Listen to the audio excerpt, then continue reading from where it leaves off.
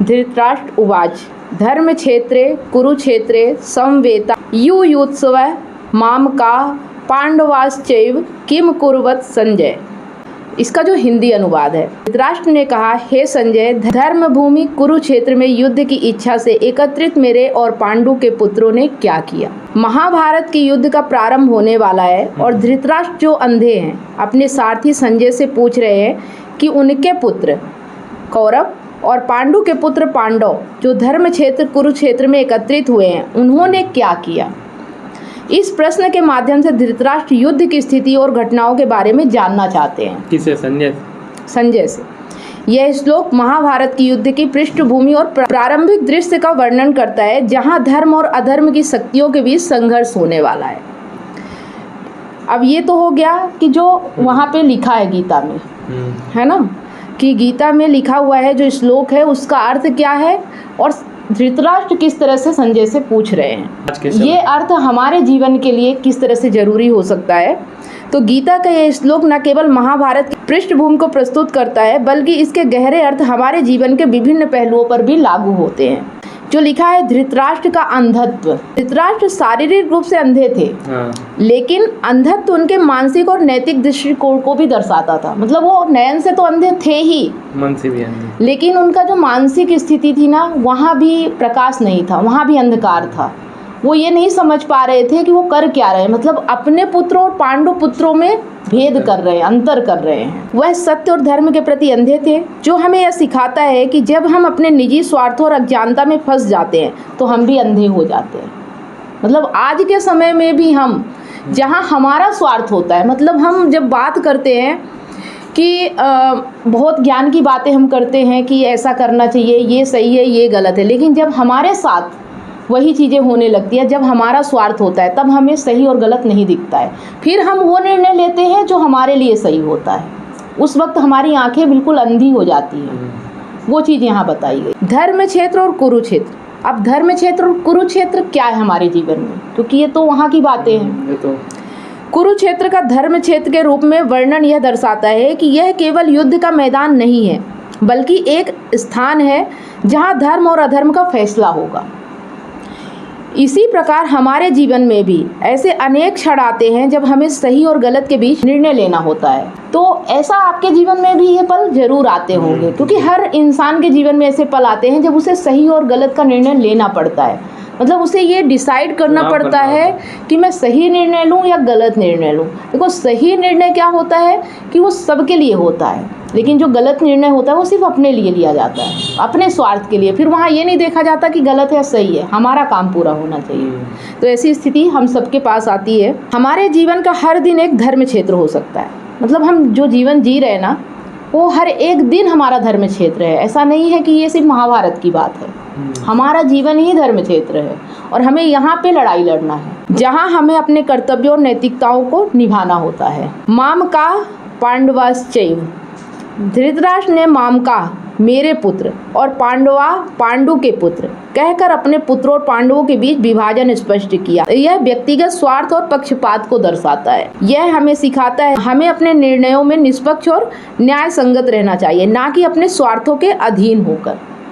मतलब उनके जो पांडु पुत्र थे और जो उनके पुत्र थे, वो दोनों ही उनके ही पुत्र थे, क्योंकि उनके भाई के पुत्र थे। लेकिन यहाँ पे वो अपना स्वार्थ देख रहे हैं, मेरे पुत्र। जबकि पांडव जो थे उनके पिता मर चुके हैं, पांडु मर चुके हैं। तो उन्हें तो मतलब ऐसा राजा होना चाहिए, एक तो राजा है, उन्हें ऐसा राजा होना चाहिए कि वो सबके हित के बारे में सोचे।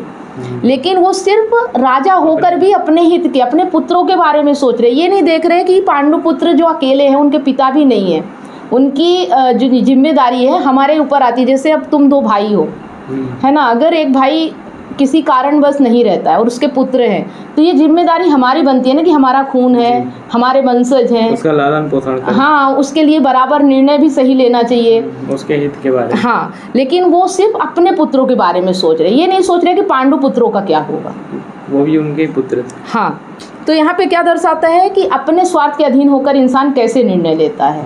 युयुत्सव। यह शब्द उन योद्धाओं की युद्ध की इच्छा को दर्शाता है जो धर्म क्षेत्र में एकत्रित हुए थे। यह हमें यह सिखाता है कि हमें अपने जीवन में संघर्षों का सामना करने के लिए तैयार रहना चाहिए और उन्हें टालने की बजाय साहस और दृढ़ता के साथ उनका सामना करना चाहिए। मतलब वहाँ पे जितने भी युद्ध भूमि में खड़े थे वो सब अपने अपने धर्म का पालन कर रहे थे, चाहे सही की तरफ से हो या गलत से हो, जो भी है वो अपना धर्म मान के संघर्ष कर रहे थे, लड़ रहे थे, पीछे नहीं हट रहे थे। ये नहीं देख रहे थे कि मैं मारा जाऊंगा या मेरा क्या होगा, बिल्कुल डटे हुए थे। इसी तरह हमें अपने जीवन में, जब हमारे जीवन में चुनौतियाँ आती हैं, संघर्ष आता है, तो हमें भी डट कर उसका सामना करना चाहिए, भागना नहीं चाहिए, पीठ नहीं दिखाना चाहिए, चाहे फिर उसके लिए स्थिति परिस्थिति कैसी भी हो। संघर्ष के साथ मतलब मजबूती के साथ हमें खड़े रहना चाहिए। इस श्लोक के माध्यम से हम यह समझ सकते हैं कि हमारे जीवन में भी कई बार हमें अपने आंतरिक और बाहरी संघर्षों का सामना करना पड़ता है। हमें अज्ञानता और पक्षपात से ऊपर उठकर निष्पक्ष और धर्म के मार्ग पर चलते हुए अपने कर्तव्यों का पालन करना चाहिए। हमें साहस, दृढ़ता और नैतिकता के साथ अपने जीवन की चुनौतियों का सामना करना चाहिए, ठीक वैसे ही जैसे अर्जुन ने कुरुक्षेत्र के युद्ध में किया। आपने इतनी सारी बातें सुनी, तो अब इसमें से आपका अगर कोई अपने जीवन से रिलेटिव कोई सवाल हो, या आप जो सोच रहे हैं कि मतलब हमारे लिए ये कैसे उपयोगी है, क्या आपके साथ ऐसा कभी हुआ है कि जब आप इस स्थिति में पहुंचे हो जहां आपको चुनाव करना हो? तो इसी तरह का चुनाव भी मेरे सामने आया था जब मैं गांव में था, और गांव में कोई हमारे घर के बाहर एक बिल्ली छोड़ गया। वैसे थे तो 3, लेकिन बचा सिर्फ एक ही था कारणवश। तो अब क्या था, दिक्कत थी कि हमने उसको रख लिया, पाल लिया, 6-7 महीने पाला उसको। अब क्या हुआ कि अब हमको वापस गांव से जाना था शहर, जो कि था 800 किलोमीटर दूर। अब ये था कि ये जो हमारा बिल्ला था ये अब आदी हो चुका था, हमारा लगाव हो गया था, हमारा भी इससे हो गया था, इसका भी हमसे हो गया था। हम इसको कहीं छोड़ के जाते तो क्या पता ये खाना खा पाता, शिकार कर पाता, नहीं खा पाता। तो यही था कि अब इसका चुनाव करें कि इसको ले जाना है कि नहीं ले जाना है। ले जाते तो काफ़ी सारी समस्याएं आती, ट्रेन में लेके जाना पड़ता, फिर खाने पीने की इसकी व्यवस्था है, तो इसकी काफ़ी सारी व्यवस्था, काफ़ी सारी तकलीफ़ें थी। दूसरी तरफ ये था कि अगर इसको नहीं लेके गए, मन में ग्लानि रहेगी कि हमने एक बेजुबान की सहायता नहीं की, क्योंकि एक इंसान का धर्म होता है कि अपने से कमज़ोरों की मदद करे, उनकी मदद करे जो उससे कमज़ोर हैं, जो अपने लिए नहीं लड़ सकते। तो फिर मैंने जैसे तैसे करके इसको ले आया ट्रेन में बैठा के, और आज रह रहा है हमारे साथ। तकलीफ़ें आई, लेकिन उनसे तो कई गुना अच्छी है अगर मैं इसको छोड़ देता। मतलब उस वक्त आपने चुनाव, जो आपका बिल्ला है उसके बारे में सोच के किया कि उसके हित के लिए है ना कि अपने हित के लिए कि मैं फ्री हो जाऊंगा, आज़ाद हो जाऊंगा, बढ़िया जाके वहाँ एंजॉय करूंगा, ये बंधन है मेरे लिए। जी बंधन तो है, पर वही बात है ना कि अपनी तकलीफ़ें सह कर दूसरों के बारे में सोचा मैंने कि मैं चलो थोड़ी बहुत सह भी लूँगा, लेकिन इसकी तो ज़िंदगी की बात है, इसकी तो जान की बात है कि अगर इसको नहीं ले गया तो यहाँ भूखे तड़प के मर जाएगा। तो ठीक है, सह लेंगे तकलीफ़, लेकिन दूसरे को हमसे तकलीफ़ ना हो। तो यही मैंने सोचा।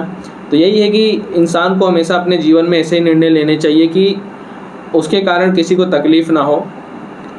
खुद थोड़ी बहुत तकलीफ़ आए तो उठा ले, थोड़े बहुत संघर्ष करें, जो एक चीज़ मुझे समझ में आ रही है यहाँ पे कि निर्णय हमेशा अगर हम लेते हैं ना, तो उस वक्त हमें ये ध्यान रखना है कि इस निर्णय से दूसरों को क्या लाभ मिल रहा है। मतलब हमें अपने आप को और अपने स्वार्थ को सामने रख के निर्णय कभी भी नहीं लेना चाहिए कि सिर्फ हमारा फ़ायदा हो रहा है, उसके बाद चाहे किसी का नुकसान हो, चाहे फायदा हो, चाहे कुछ भी, मतलब हम दूसरों के बारे में नहीं सोचते। और ऐसा ही धृतराष्ट्र ने भी किया कि वो ये नहीं सोच रहे थे कि इसकी वजह से पांडव पुत्रों का क्या नुकसान हो रहा है, वो सिर्फ अपने पुत्रों के फायदे के बारे में सोच रहे थे। मज़े की बात ये है कि हम जो सोचते हैं कि हमारा लाभ होगा, बाद में जाके हमारा उससे ज़्यादा नुकसान हो जाता है। जैसे धृतराष्ट्र ने सोचा कि मैं अपने पुत्रों के बारे में सोचूं, उनको पूरा राज्य दूं, तो क्या हुआ अंत में उनको अगर पहले ही धृतराष्ट्र आधा ज़मीन दे देते, मतलब आधा पांडवों को दे देते, आधा कौरवों को दे देते, तो आधी तो रहती, उनके बच्चे जीवित तो रहते। उनके इस लोभ के कारण, उनके लालच के कारण देखिए पूरा कौरव वंश खत्म हो गया। तो यही होता है कि हम जो लालच करते हैं, हम सोचते हैं कि हमको मिल जाएगा, हमको ये हो जाएगा, लेकिन हमारे लालच के कारण जो कर्मफल होता है वो तो सबको मिलता ही है। तो अगर हम गलत काम करते हैं तो फिर उसका फल हमको उससे ज़्यादा बुरा मिलता है।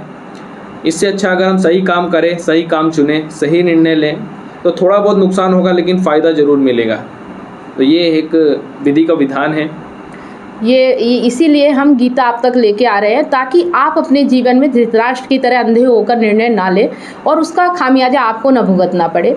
जो हम पढ़ चुके हैं, जो हमारे पूर्वजों के साथ हो चुका है, जो काफ़ी चीज़ें हम इतिहास में देख चुके हैं, वो चीज़ें हम ना दोहराएं।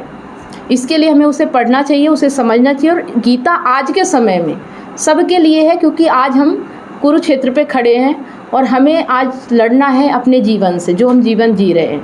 यहाँ हर समय धर्म युद्ध है, हमें उससे लड़ना ही पड़ेगा। तो जैसे कि पहले की समस्याएं क्या थी कि हमको राज्य जीतना है, हमको इसको हराना है, या धर्म फैला रहा है, तो आज की समस्या बिल्कुल अलग है। आज ज़्यादातर ऐसे एक दूसरे से नहीं लड़ते लोग राज्यों के लिए। आज की लड़ाई है समाज को बचाने की, पर्यावरण को बचाने की। ग्लोबल वार्मिंग जैसी समस्याएं हमारे सामने हैं, तो ग्लोबल वार्मिंग, भ्रष्टाचारी, तो काफ़ी सारी समस्याएं, बेरोजगारी, बहुत सारी समस्या आज हमारे सामने हैं। तो इनका हम किस तरीके से सामना कर सकते हैं अपने तल पर, ये हमको देखना चाहिए। और जैसा कि बताया गया कि उद्धव भिड़ जाना चाहिए बिना अपनी परवाह किए बिना, तो ये भी होना चाहिए। तो आज का जो हमारा श्लोक था अध्याय 1 का सबसे पहला श्लोक, जो कि धृतराष्ट्र के ऊपर था, तो आज हमने उसे विस्तार से समझा है। तो ये छोटा सा पार्ट है जो आपके पास आ रहा है। अगर आप इसे विस्तार से अर्थ को समझना चाहते हैं, श्लोक को पढ़ना चाहते हैं और उस श्लोक का सीधा और सरल अर्थ जानना चाहते हैं, तो इसके लिए आप हमसे संपर्क कर सकते हैं। आपको पूरे गाइडेड वीडियो उपलब्ध कराए जाएंगे। चलिए दोस्तों, मिलते हैं किसी और नए वीडियो के साथ। तब तक के लिए धन्यवाद। जय हिंद।